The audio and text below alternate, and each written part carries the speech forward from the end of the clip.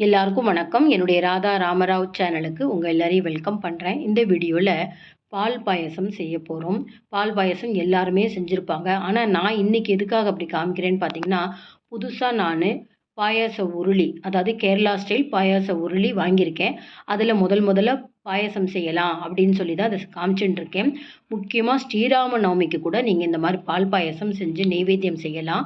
தசரத மகாராஜாவுக்கு புத்திர பாக்கியம் இல்லாமல் இருந்தப்ப புத்திர காமேஷ்டி யாகம் செஞ்சு அதன் மூலியமா பால் பாயாசம் கிடைச்சி அதை தன்னுடைய 3 மனைவிகளுக்கும் கொடுத்ததுக்கு அப்புறம் தான் ராமர், லக்ஷ்மணன், பரதர், சத்ருக்னன் எல்லாரும் பிறந்தாங்கன்னு எல்லாருக்குமே தெரியும். இந்த அளவுக்கு விசேஷமான இந்த பால் பாயசம் நம்ம எல்லா பண்டிகை நாட்கள், பூஜை நாட்கள் எல்லாம் செய்யலாம். இந்த பால் பாயசம் எப்படி செய்யலாங்கிறத பார்க்கறதுக்கு முன்னாடி இது வரைக்கும் என்னோட சேனலுக்கு சப்ஸ்கிரைப் பண்ணாத வீவர்ஸ் உடனே சப்ஸ்கிரைப் பண்ணி எனக்கு எப்போதுமே சப்போர்ட் பண்ணிட்டே இருங்க. பாயாசம் செய்யறதுக்கு முன்னாடி பாயாச உருளி நான் வாங்கினேன்னு சொன்னேன் இல்லையா, அதை உங்களுக்கு காமிக்கிறேன். எனக்கு கொரியர்லேருந்து வந்தது. ஸ்ரீ விநாயகா மெட்டல் அப்படிங்கிறவங்க மதுரையில் இருக்க அந்த ஷாப்பு, அங்கேருந்து எனக்கு கொரியரில் அனுப்பிச்சிருக்காங்க. இது கூட எனக்கு யார் கைட் பண்ணா அப்படின்னா, என்னோடய வீடியோலாம் தொடர்ந்து பார்த்துட்டு இருக்கிற அனிதா அப்படிங்கிற வியூவர்ஸ் தான் எனக்கு கைட் பண்ணாங்க. அவங்க நிறைய அந்த ஷாப்பில் வந்து இந்த மாதிரி வெண்கலம், பித்தளை சாமான்லாம் வாங்கினனால அவங்க ஃபோன் நம்பர் கொடுத்ததுக்கப்புறம் நான் காண்டாக்ட் பண்ணேன். ரொம்ப நல்லாயிருக்கு. முக்கியமாக ஒரு சின்ன ஃபேமிலிக்கு எந்த அளவுக்கு வாங்கணும்னு பார்த்தீங்கன்னா 9 இன்ச்சஸ் கரெக்டாக இருக்கும். இதுலேயே பார்த்தீங்கன்னா ஒரு 10, 12 பேருக்கு உள்ள பாயசம் செய்யலாம் தாராளமா. அதனால் நிறைய பேர் ஆன்லைனில் வாங்குறப்ப அளவு தெரியாமல் பெருசாக வாங்கிட்டா கஷ்டம். அதனால் உங்களுக்கு அளவு சொல்கிறேன். ஒரு சின்ன ஃபேமிலிக்குனா தாராளமாக நீங்கள் 9 இன்ச்சஸ் வாங்கினீங்கன்னா அந்த பாயாச உருளி ரொம்ப கரெக்டாக இருக்கும். நல்ல வெயிட் ஒரு 3லேருந்து 4 கிலோ வெயிட் இருக்குது. பின்னாடி இந்த பீடம் கூட ரொம்பவே நல்லாயிருக்கு. அந்த கடையுடைய லிங்க்கு, ஃபோன் நம்பர் எல்லாமே உங்களுக்கு தரேன். நீங்களும் காண்டாக்ட் பண்ணுங்கள். இப்போ இதை வச்சுட்டு தான் நம்ம பாயாசம் செய்கிறத பார்க்க போகிறோம். எப்போதுமே நீங்கள் ஒரு நெய்வேத்தியத்துக்கு தகுந்த மாதிரி பாயசம்லாம் செய்கிறீங்க அப்படின்னா, அரிசி செலக்ட் பண்ணுறது ரொம்ப முக்கியம். நெய்வேத்தியத்துக்கு அப்படின்னா இந்த ஜீரக சம்பா அரிசி ரொம்ப விசேஷம். இது பாரம்பரிய அரிசி.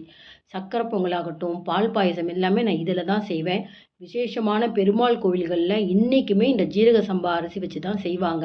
2 டேபிள் ஸ்பூன் இந்த ஜீரக சம்பா அரிசியை நல்லா அலம்பிட்டு ஒரு 10 நிமிஷம் ஊற வச்சுருக்கேன். இதை இந்த பால் பாயச உருளியில் சேர்த்துட்டு கொஞ்சம் இந்த மேஷர் வச்சு கொஞ்சம் மசிச்சுக்கோங்க. மிக்சியிலலாம் போடணும்னு அவசியம் இல்லை.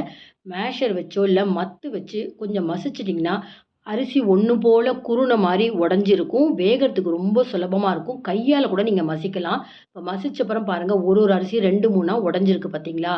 இப்போ நம்ம இதை அடுப்பில் ஏற்ற போகிறோம். சிம் ஃப்ளேமில் வச்சுக்கிறேன். முக்கியமாக பக்கத்துலேயே 1 லிட்ரு பால் நான் காய்ச்சி ரெடியாக வச்சுருக்கேன். சூடாக இருக்குது. இப்போ முதல்ல நான் 1/2 லிட்ரு பால் எடுத்துக்கிறேன். நல்லா கவனிச்சுக்கோங்க. ஒரு 9 இன்ச்சஸ் இந்த பாயாச உருளி வாங்குறப்ப மேக்ஸிமம் 1 லிட்ரு வரைக்கும் நீங்கள் வச்சு தான் நீங்கள் பாயாசம் செய்ய முடியும். ஏன்னா கொதித்து நீங்கள் வெளியே வழியாமல் பார்த்துக்கணும்.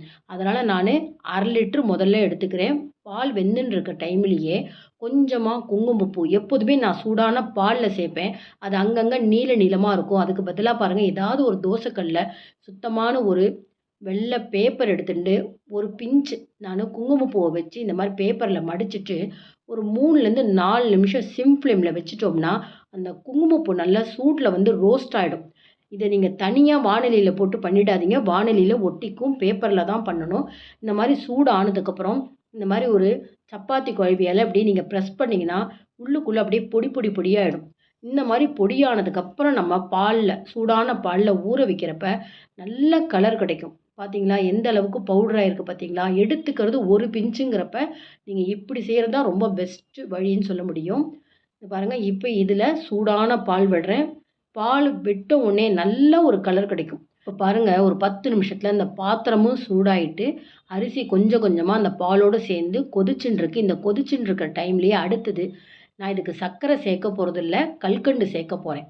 இப்போ இந்த கல்கண்டை நம்ம என்ன பண்ண போகிறோம், பொடிச்சிருக்கேன் நான். பொடிச்சதை ஒரு கப்பில் அளந்துக்கிறேன். எப்படின்னா, எந்த கப்பில் நம்ம அரிசி அளந்தோமோ அந்த கப்பால் இந்த பெரிய கல்கண்டை உடச்சிருக்கேன் 1, 2 அந்த மாதிரி உடச்சதை 2 கப்பு எடுத்துக்கிறேன். நீங்கள் டைமண்ட் கல்கண்டாக எடுத்தால் கூட இதே மாதிரி 2 கப்பு அளந்து எடுத்துக்கலாம். கல்கண்டை பொடிச்சிட்டு அளக்காதீங்க. பொடிக்கிறதுக்கு முன்னாடி அளந்துக்கோங்க. 2 கப்பு நான் அளந்ததுக்கு சும்மா ஒரு 1/2 கப்புலேருந்து ஒரு 3/4 கப்பு தண்ணி. ரொம்ப அதிக அளவு வேண்டாம். நல்லா நம்ம கொதிக்க விட்டு கல்கண்டை ஒரு பக்கம் கரைய விட்டுக்கலாம். இப்போ பாருங்கள், இன்னொரு 1/4 லிட்ரு பால் சேர்த்துக்கிறேன். 10 நிமிஷம் நம்ம அரிசி கொதிச்சுன்னு இருக்கிறப்பயே கொஞ்சம் கொஞ்சமாக உங்களுக்கு குறுகின்னு வருது பால். இன்னும் ஒரு 1/4 லிட்ரு சேர்த்துக்கிறேன்.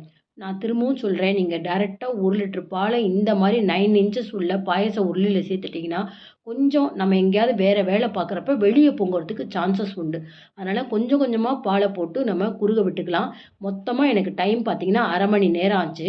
இன்னொரு 10 நிமிஷம் கழிச்சு மீதி இருக்கிற பாலையும் சேர்த்துட்டேன். 1 லிட்டர் பால் சேர்த்துருக்கேன். இப்ப நீங்க இந்த அளவுக்கு எனக்கு பாயாசம் வேண்டாம் அப்படின்னு நெனச்சீங்கன்னா, 1 டேபிள் ஸ்பூன் அரிசிக்கு 1/2 லிட்டர் பால் எடுத்துக்கோங்க. நல்லாவே உங்களுக்கு பால், அரிசி நல்லா மிக்ஸ் ஆயிருக்கு. அரிசி வெந்துதான்னு முதல்ல செக் பண்ணிக்கணும். செக் பண்ணிட்டு, இப்ப பக்கத்திலேயே நானு கல்கண்ட கரைய விட்டுருந்தேன். நல்லா திக்கா ஒரு சிரப்பு மாரி கிடைச்சிருக்கு. கொஞ்சமா தண்ணி விட்டதுனால. இப்ப இந்த கல்கண்டு சிரப்ப வடிகட்டி சேர்த்தாச்சு. இது கூட பாருங்க குங்குமப்பூவ பால்ல ஊற வச்சதுனால நல்ல கலர் கிடைச்சிருக்கு. நான் சொன்ன டிப்ஸ நீங்க ஃபாலோ பண்ணீங்கன்னா, கொஞ்சமா குங்குமப்பூ எடுத்தா கூட நல்ல கலர் கிடைக்கும். நல்லா மிக்ஸ் பண்ணிக்கலாம். இது சுகர் சிரப்பு அதாவது கல்கண்டு சிரப்பா நம்ம சேர்த்ததுனால கொஞ்சம் நீத்து போயிடும். இன்னும் கொஞ்சம் நேரம் நம்ம கொதிக்க வச்சா தான் அந்த திக்னஸ் கிடைக்கும். நீங்க வெல்லம் சேர்க்கிறதா இருந்தா, அடுப்ப நிறுத்திட்டு தான் நீங்க வெல்ல சிரப்பு சேர்க்கணும். பாருங்க இன்னுமே திக்கா இருக்கு. 10 நிமிஷம் கழிச்சு இந்த ஸ்டேஜ்ல இந்த கன்சிஸ்டன்சி இருக்கிறப்பயே நம்ம அடுப்ப நிறுத்திடணும். இதுக்கு மேல நம்ம கொதிக்க விட்டா ரொம்ப சர்க்கரை பொங்கல் மாரி இல்ல அக்கார அடைசல் மாரி ஆயிடும். இதுக்கு ஒரு 1/2 டீஸ்பூன் ஏலக்காய் தூள் தூவுறேன். அப்புறம் சாரப்பருப்புலாம் வீட்ல இருந்ததுன்னா சேருங்க. ரொம்ப நல்லாருக்கும். அப்புறம் பாதாம மெல்லிசா கட் பண்ணி வச்சிருக்கேன். பிஸ்தா சேர்த்துருக்கேன். முந்திரி பருப்பு கூட சேர்த்துக்கலாம். இதுக்கு நீங்க நெய்யில தாளிச்சு முந்திரி, திராட்சைலாம் போடணுங்கிற அவசியம் இல்ல. அப்படியே பால் பாயாசத்துல இந்த மாரி நட்ஸ் எல்லாம் இருந்தா தூவி விடுங்க. ரொம்ப அருமையா இருக்கும். நான் சொன்ன அளவுகள்லாம் நீங்க ஃபாலோ பண்ணீங்கன்னா, 10, 12 பேர் இந்த பாயாசம் எல்லாருக்கும் பிரசாதமா குடுக்கலாம். அவசியம் நீங்க ட்ரை பண்ணி பாருங்க. இந்த மாரி பாயாசம் செஞ்சுட்டு அப்படியே பாத்திரத்தோட நம்ம கொண்டோய் சுவாமி முன்னாடி வச்சு நெய்வேத்தியம் பண்ணக்கூடாது. ஏதாவது ஒரு வெள்ளி கிண்ணமோ, இல்லன்னா பித்தள தாமிரம் வேண்டாம். பித்தள கிண்ணம் இல்லன்னா வெள்ளியில கிண்ணம் இருந்தா, அதுல நீங்க மாத்திட்டு கொஞ்சமா எடுத்துன்னு போயி, முக்கியமா இந்த மாரி பாயாசமோ, எந்த நெய்வேத்தியம் இருந்தாலும் ஒரு துளசி இலை வச்சு நம்ம நெய்வேத்தியம் பண்ணணும். பாருங்க எவ்ளோ நல்லாருக்கு பார்த்தீங்களா? இந்த கன்சிஸ்டன்சி கரெக்ட்டா நம்ம ஒரு டம்ளர்ல போட்டு எல்லாரும் குடுக்குற மாரி வந்திருக்கு பார்த்தீங்களா? அவசியம் ட்ரை பண்ணி பாருங்க. இந்த வீடியோ பிடிச்சிருந்தா லைக்ஸ் குடுங்க. கமெண்ட் பாக்ஸ்ல உங்க கமெண்ட்ஸ் போடுங்க. ஃப்ரெண்ட்ஸ் அண்ட் ரிலேட்டிவ்ஸ்க்கு வீடியோவ ஷேர் பண்ணுங்க. இதுவரைக்கும் என்னோட சேனலுக்கு சப்ஸ்கிரைப் பண்ணாத வியூவர்ஸ் உடனே சப்ஸ்கிரைப் பண்ணி சப்போர்ட் பண்ணுங்க. Thank you viewers.